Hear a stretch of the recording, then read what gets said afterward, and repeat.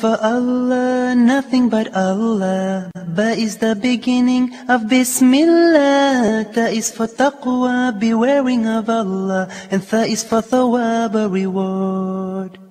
Ja is for Jannah, the garden of paradise. Ha is for Hajj, the blessed pilgrimage.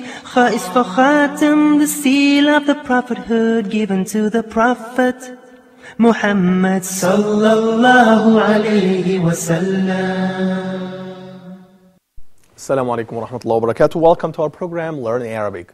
Today we will discuss more about how can we write the alphabet Jim or Ja in Arabic language. And I think that when it comes to writing such alphabet in Arabic, I think that we have to differentiate between the initial position, the middle position, and the final position. I still remember in the last episodes, we were talking more about when Ja comes in the final position, probably we do have two important shapes for Ja. Yes, please, Muhammad. My question is, because I really find it difficult to draw a Jim or write a Jim in the end. What's the easiest way? Because my Jim is really awful by looking at it. So I see. What's the easiest way to draw? Well, I think that the easiest way here is to just make, well, please, if you can follow me in writing that. Here is that. Well, the independent shape for Ja, once again, is that we take here a very slanted line, then we make half of the circle in this way. And then all you have to do is just to put a dot. This is probably the first shape for writing such sound, which is Ja. Can you draw C and then put a line? Yeah, please. So this could be in this way. And also we have another different way. I'm going to write now the two different forms for Ja. Here is that. Once again. Can you see that? Yes. Yeah. Sometimes I may across the letter J. Okay. This is slanted line, closed, like circle. Like circle, in this way. You want to say in this way? It's closed. No. The slanted line. Okay. Oh, yeah. The above one. Yep. Yeah. They're in this way. Yes. Well, no, sometimes you have to make it's a very narrow opening here. Well, I think that this is very interesting in writing. I mean, please, if you are writing that, especially when it comes in independent shape, so please don't try, you should make a kind of space here between that slanted line and that tail. So this is the tail, well, this is half of the circle, and this is here. We have the slanted line, and we should make a space here. I've also seen the tail just going slightly towards in and then dots on the top of the tail. Right. Well, this is very important because some people probably might ask about, should we put just one dot here? Yes? Yes. Should we put dot outside the tail here? No. Well, that would be wrong, of course, to put a dot outside the tail. And should we put the dot, for example, rather than here, to be here? No. To be here, well, in this way, you're going to change it actually. Another letter. Exactly. You will move on to another letter in Arabic. And that's why you should put the dot actually behind the tail. Is it alright if you bring the tail in towards Jim's stomach and put on the top of the tail a dot? I think that is... Because I've seen a lot of people write like this. Okay, well, that could be also right. I mean, sometimes it happens, and that's okay. Don't worry about that. So this is about Ja when it comes to actually an independent shape. But if you'd like to combine that with the following one, here is that in this way. Ja. And the Ma. And the La. Here is that. So the initial position, it comes connected. In the medial position, it also comes connected in this way. Can you see that? Okay. Yeah. Yes, Muhammad. No, it's connected with the previous letter. With the previous one. With the following one, right. Well, especially if it comes in the medial position, connected with the previous one, and with the following one, here is that. You can make something like that. And when it comes in the final position, you have two forms. The first one is, just write that here, like that. Okay, I think that we have a... For example, if you had a word like majroor. Exactly, right, majroor. Majroor. Right. So can you see that? Here is that. So that means if you'd like to write this alphabet again in Arabic, we have actually different forms here. The first one is the independent form that is here. So when it comes in the initial position, we write that here. Please, if you can follow me writing that, I would appreciate this. Okay. Yeah, please, Ahmed. Yep. I have a question here. Yep. It may be related or... Yeah, go ahead, please. Yeah, okay. Yep. We have in English, Ahmed, as you know, the onomatopic words. Yep. Words that their sound, okay, or their pronunciation, the pronunciation of these sounds represents these sounds in the external world. For example, hush or hiss. Hiss, so right. the sound represents the right. pronunciation represents the sound itself. Right. Do we have such things in Arabic? Well, actually, no. In Arabic, we don't have that sometimes. But I don't think that we have something like that in Arabic. Yes, Mahmoud, you have a comment or something like that. It came to my mind now. Yep. Two words in Arabic. Yep. Or just it is one word, but it has two different meanings. Which is? Yeah. And and the word begins with the letter J. J. Jubn.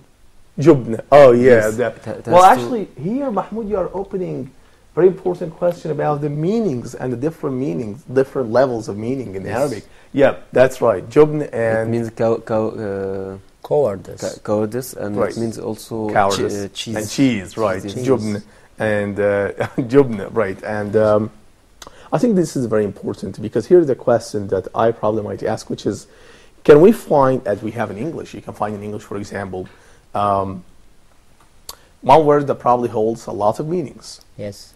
So probably you can find something like that, but this is not very common in Arabic, by the way. I mean, when it comes something to this, like you said, jeers. Yep. Like could meaning like so in English mean cheers. We could use that cheers could be meaning that. I don't think so, but I think that is once again that one word probably may hold more than one meaning. That could happen in Arabic as it happens in English, but in English probably it could be very common, but it's not very common in Arabic. But I think in this way, you can find that is the semantic level of understanding more about the meaning. I think it does make sense here to understand more about the different levels of meanings in Arabic. And as you know, that we have also in Arabic the implicit meaning, we have the explicit meaning, we have the direct way of explaining something, we have also the indirect way of explaining something else. And I think that is also happening in Arabic, which is finding different meanings for just one word. Yeah. But again, it depends also on the context. And even the word can give a metaphorical meaning. Exactly. Yes. I think Mahmoud, here you said a very important term, which is metaphorical, and because some linguists claim that we don't have in Arabic that kind of metaphor, but it's already found. Yes, it's not necessarily to be factual, to give the factual meaning. Exactly. You can give the figurative one. Exactly. So you said also the figurative language. Is that also found in Arabic? I would say yes. It's also found in Arabic, which is called probably ista'ara wal balagha. So something like that probably, as it is found in English, metaphor and rhetoric, it's also found in Arabic. So I think that is here when we say that gubn. So I would ask a question about, well, we have now just one word. But which one should I use? According to the context. Exactly. Yes. So another point. I mean, if you see the cheese, you have to say jubn. You want. Right. Like for example, I want to eat cheese. Yeah. So here's the point that it does make sense to explain more about the context. The context. Or the circumstances in which the utterance is produced. Situation. Right. Yes. The situation of the speech is very important to understand more about different meanings of the word. So again, so what we have here is that in gubn and gubn again or jubn. I think, can you see that? So I said gubn and I said jubn. So I think that both works here, especially in Egypt. You can try it whatever. Right, exactly. Yeah, but the judgment here, the situation, what we are speaking about. Exactly. The circumstances, okay. But if you, just for example here in Egypt, if you go down and in Upper Egypt and just say jubn, it would be, I don't know whether it would be very common to say jubn rather than gubn. I think people rarely use the word jubn to express about fear. So they can say you are Japan, but not jubn, because jubn is something classical.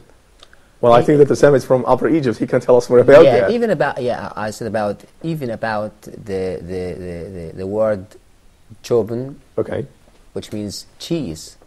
Even we do not say that. It's a classical word. We say gibna. Jubna, yes. Okay. Okay. Don't see jubn. Okay, it's a classical word that you may find it in the books or in the literary works. Okay. Okay. Okay. So I think that is. So a very you want to say important point. that It's not used by people. It is not used by people in their everyday language. Yeah, maybe here in Egypt. I'm speaking about Egypt. Maybe Yep. used in another Arab No, country. even I think in Saudi Arabia, people used to say Jubna. Jubna. Yeah. Yes. Okay. Okay. So, So probably, We so have- can you see that even the sign of words could be different? Yeah. It depends on the country. But again, if you say jubna or if you say jubn, I think that both also have the same meaning. But it depends again on the the context. context, yeah. Right. So, so anyway, let me just get back again here. So I would like to show you here. That is when jag comes in initial position. It's written here in this way. We make a slanted lines and then straight the line. And then when it comes in initial position, also the same. Probably also you can make another additional straight line here, and you put dot.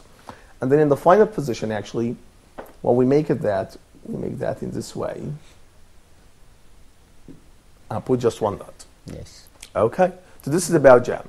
Do you have any question about jam? Any comments?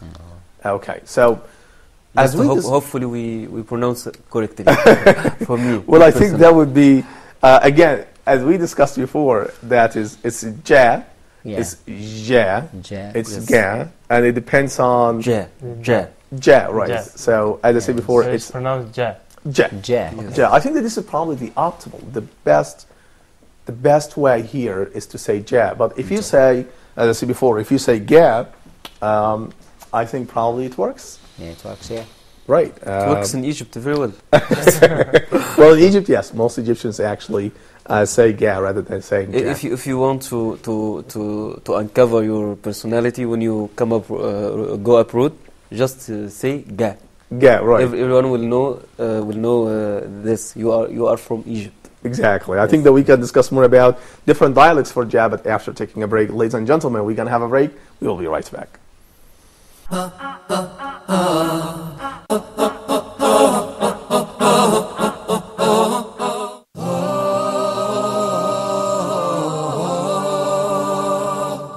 Inshallah, on the straight path, we would like to discuss the niqab from an Islamic and social political perspective. So sometimes some non-Muslims, they might not understand the full Islamic pictures. Anyone can say anything about it. Yes. So when can we, who speaks for Islam? This is the biggest question. Who speaks for Islam? No, they are not sinning.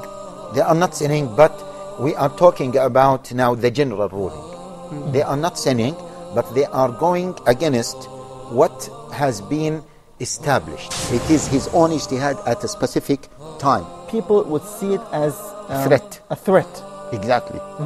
How do we explain to them it's not really a threat, it's actually good for the country as well? But if we don't participate, how would we ever reach to our rights? Can you clarify with us what should be the level of political participation of the Muslims in the West?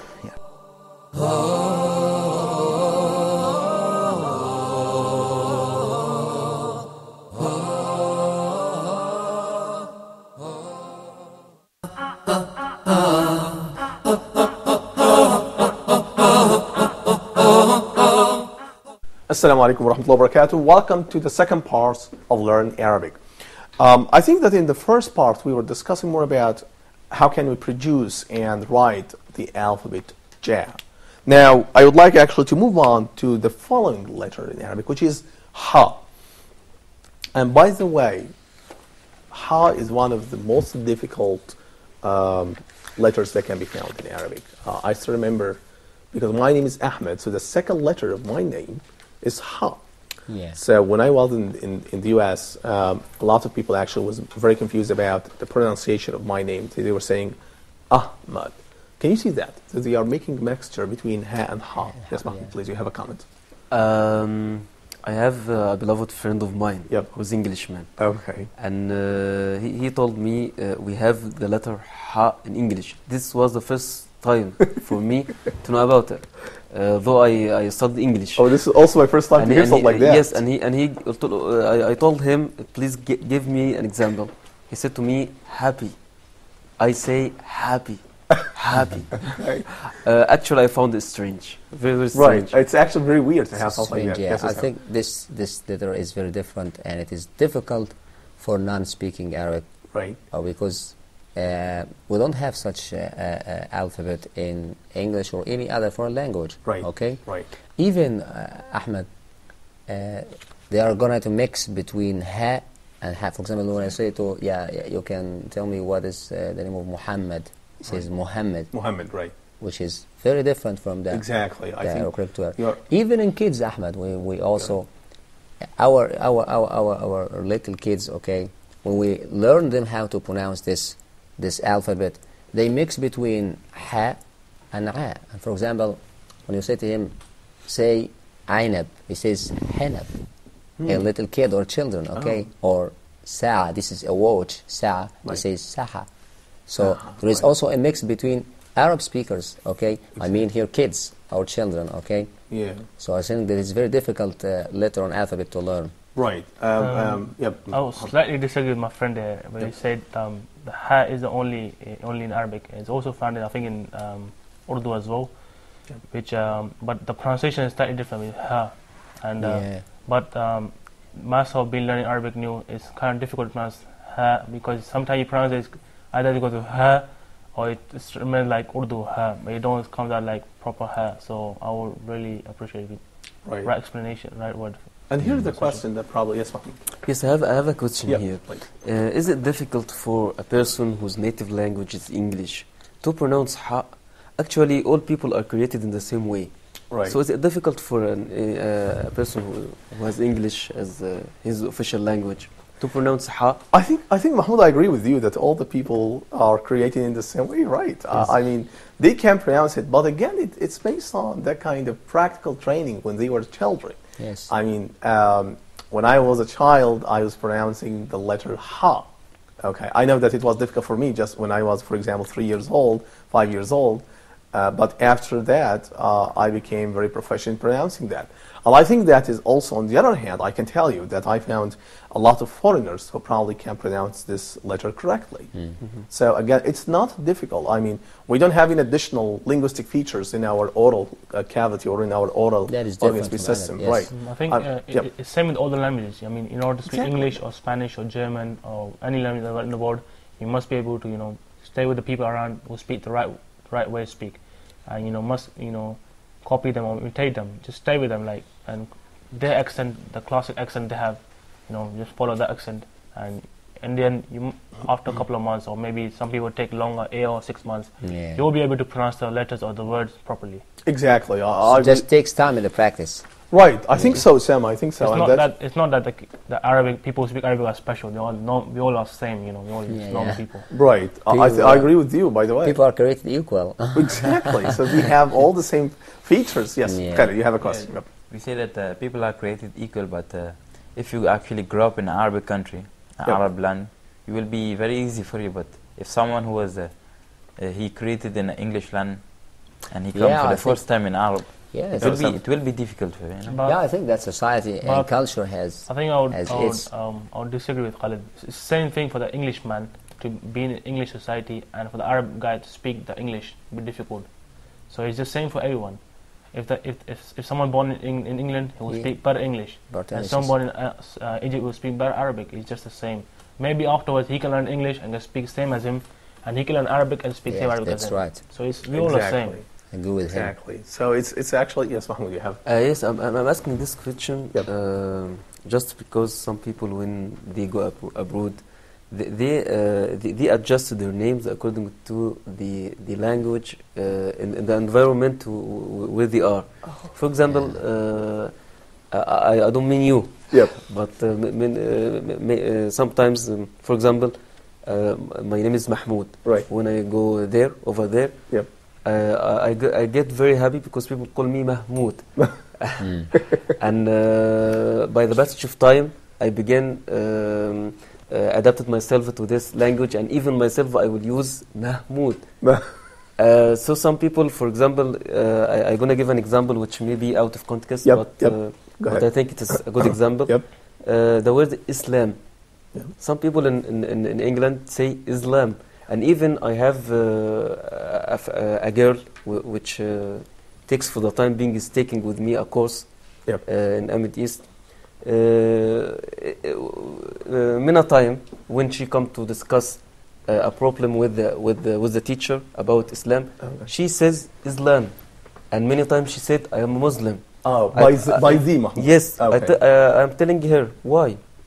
Say Islam, say Muslim, and by the way, she is not good at English to use such words. Okay, so you found that they are even changing the letters sometimes, from sa to that, something like that. It's the same for me, by the way. When I was in the US, I found people saying sometimes they cancel even the sound ha from my name, so they say Ahmed rather than saying Ahmed. I had a similar experience. I say Muhammad, Mom. I first start with Muhammad, and it comes to Mo, M, and it just keep going short and short for them. They keep reducing your name to Mo, then it goes M, and then Mo, and it's reducing your name. They don't really want to pronounce it. Difficult. Muhammad, right? Yeah, that's why, Ahmed, I prefer what the translators of the Evil Glorious Quran now tends to do in transcribing words that do have the sound on the letter ha. So you recommend something like that to someone? Yeah. Okay. They differentiate between ha, and ha. They use the same letter, which is H in English. Okay. Okay. But they differentiate between H or between ha and ha. Okay. By putting a dot or a slanted line on H. Or a short to differentiate between this is ha and not ha. Or maybe they can add an extra letter, which is for her, H and A, means come slightly to her, and ha just normal H. Yeah. I see that. Well, I think that's very important again here to distinguish between ha and ha. Yes. Because when we read, people like me and people don't understand Arabic, read Quran, we look at translation, and sometimes it's just, for us it's just the same thing, and we make a mistake like this. We go across ha, even we just go through like this. Right. So it's very difficult. So that's why we should make a kind of clear distinction between ha and ha. Yes. Right. Yep. Khalid.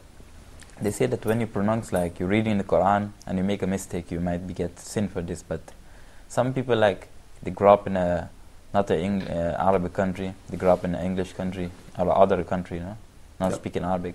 If they make this mistake, and they try to correct what they can, what about this?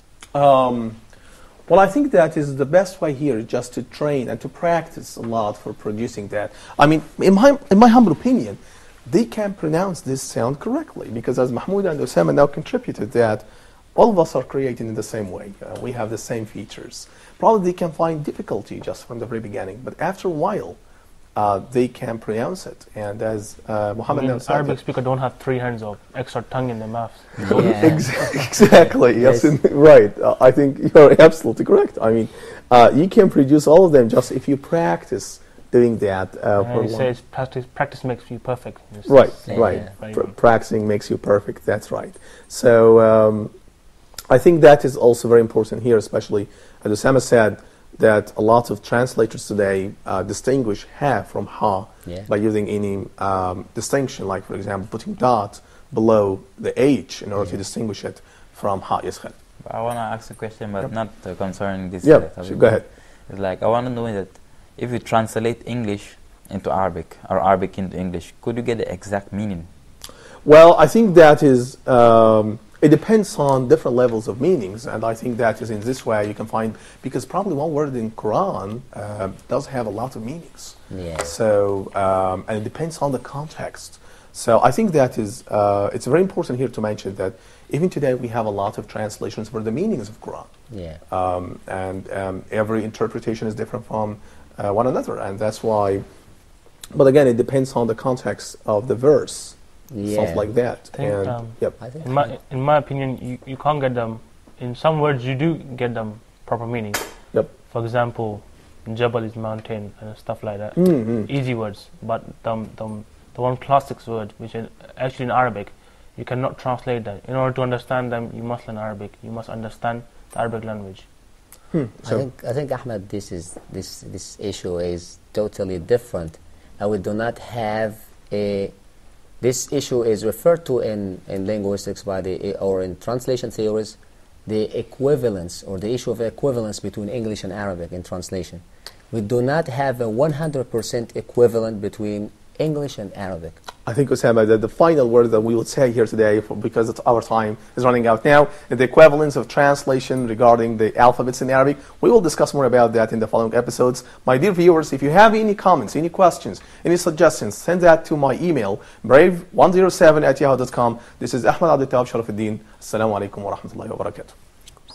A is for Allah, nothing but Allah. Ba is the beginning of Bismillah. Ta is for taqwa, bewaring of Allah. And Tha is for thawab, a reward. Ja is for Jannah, the garden of paradise. Ha is for Hajj, the blessed pilgrimage. Kha is for Khatam, the seal of the prophethood given to the Prophet Muhammad sallallahu alayhi wa sallam.